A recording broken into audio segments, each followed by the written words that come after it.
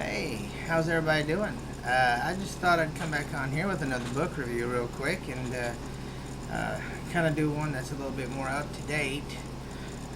The other one's kind of dated a little bit, you know. So I'm going to do one here by Veronica Roth, Divergent. I'm going to tell you, I really like this book. I mean, it's just a trilogy. And so I've decided to do, I've decided to review this book piece by piece and not as a whole trilogy because Veronica Roth does a really good job of surprising people. And I mean, she drops the boom on you several times in this sucker. And I will say that this is a fast-moving novel. I mean, and I've read lots of novels before, but I mean, Veronica Roth is one of those that, and a lot of times, all these authors, they get lumped together, and, you know, oh, all of them are dystopian novels, and they get written off, or they're, you know, there was the Hunger Games, and, you know, all those things, and everybody just writes them off real quick, but, you know, every one of them brings something to the table, and the most important thing is, it gets young people wanting to read, and I think that's the most important thing. So whether it's good or whether it's bad, at least young people are getting to read, and more people are encouraged to get out there and become authors. So it's a win-win situation, I think.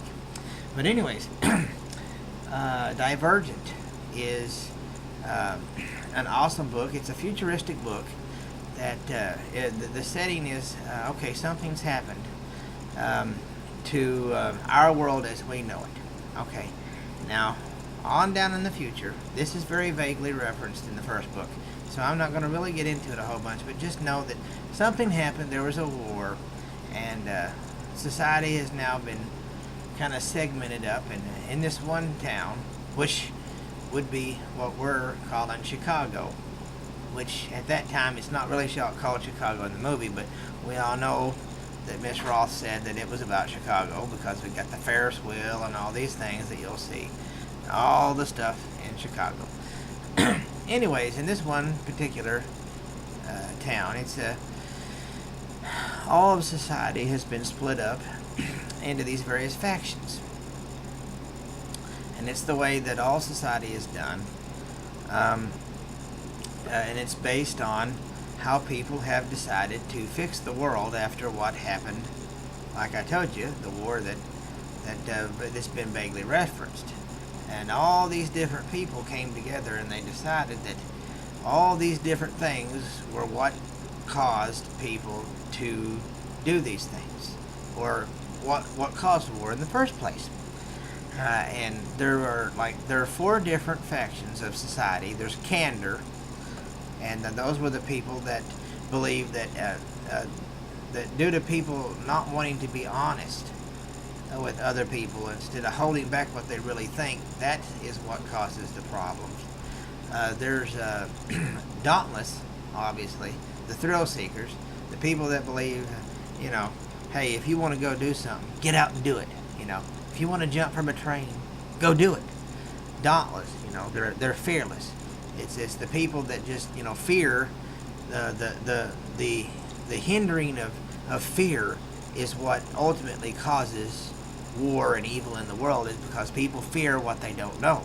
So the dauntless philosophy is, if we go out there and experience everything, what's left to fear, right? All right, now we have amity, which obviously is they're the peaceful ones. They're the ones that say the reason why that all of these things happened is that there's not more people wanting peace in the world. There's not more people, peacekeepers, the people that go and they feed the poor and all, you know, things like this. That's amity. And they also love plants and nature, and, you know, kind of a not really hippie in a negative sense, but more of a, hey, let's accept everybody in like a family type of thing. That's the amity faction. And then you have the erudite faction, which believes that the ignorance is what causes all the wrongs in society. And so the erudites are the ones that seek out every possible information that they can. Anything they can learn, computers, all types of things. If it has to do with knowledge or technology, the erudites are the ones that's right there. Sometimes they're jerks, but like I said, they're just all kinds of information in books and stuff like this is. Usually they're wearing glasses as characteristics and stuff, but you see, ignorance sometimes causes some horrible things to happen, and that's their philosophy. And then finally you have abnegation, which is the faction that believes that there should be more selfless people in the world. And the reason that all the bad things happen in the world is because there's just too many people that are out to seek their own gain, and there's not enough people that just want to do what's best for the whole of society instead of doing what's best for all society. They choose to try and do what's best for them. And that's where we pick up where with young Beatrice Pryor and her brother Caleb. She goes by the nickname Triss. She's raised in an abnegation family. And what happens is when they turn 16, there's a ceremony. And regardless of where your family is, they say you have to live with wherever faction that you are. You can't move. You can't, you have to stay with them. Even if after you take this ceremony, if it's determined that you have to go to a different faction, then that's it. You just move. You pack up your stuff. You have to go live with that faction. You can't live with your family no more. And so that's the way this whole thing works, and that's where this world starts for Triss. And she has to go through these whole situations. And there's also, like I said, there's one last one. There's the factionless, which basically, after getting this whole ceremony, then they have to go to all these various factions, and they have to be put through the tests in order to be accepted into that faction. You can't just pass the test and go there. You have to go there, and you can't just be selected to go. You have to qualify. All those people that don't make it, well, they have to be the factionless. Usually the homeless people, the people that's out there that roaming the streets, are the factionless. And so here we go. That's the story. And this whole thing, it just follows Triss and her ability to. And I'm a read and find out type of guy. So as the process goes on, she has to go through trials and tribulations, and she has to make her own choices, and she has to discover who she is. Is she a part of abnegation? If she isn't, what faction is she is? What does her future be? Will she ever see her family again if she chooses not to? Is that Caleb, her brother? Is he going to do the same thing? And then there's other characters that come along here. And it further goes along, we learn more of the history about her family, her mother especially. Pay attention to that. And all the stuff that goes into here. And like I said, Veronica Roth does an expert job at spanning this whole out and the mystery. And like I said, you go through one chapter and boom, it goes to the next and the next. And there's action. And then boom, right there at the last, where you think everything is headed toward a certain way. And then Veronica Roth pulls the rug right out from under you, right there. And it is a shocker for a cliffhanger ending to end the first book of Divergent. Then, like I said, the whole word Divergent. You have all these factions. Well, what does Divergent mean?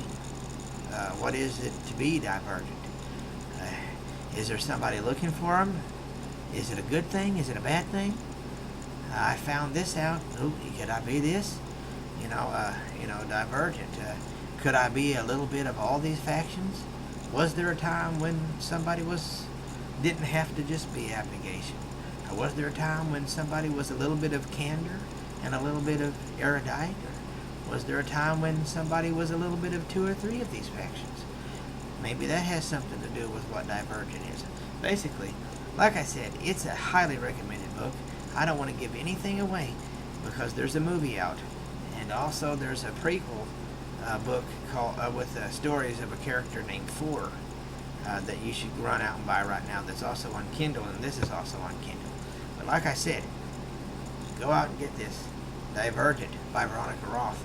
It's awesome, and I'll have the next one in the sequel is Insurgent, and then also Allegiant. Those three books. So like I said, I think you're going to love this. Go out and read it. It's fast-paced. You'll get done with it in no time. And trust me, by the time you get done with it, you're already going to want to be picking and searching up, picking up, and figuring out what the crap just went down. Because Veronica Roth, girl, you did it to me. You hooked me. I had to read the whole thing. Can't believe you did it. But hey, that's the magic about reading. Anyways, like I said, highly recommended. I hope you just keep having a happy reading and enjoy this sucker. As always, from my bookshelf to yours.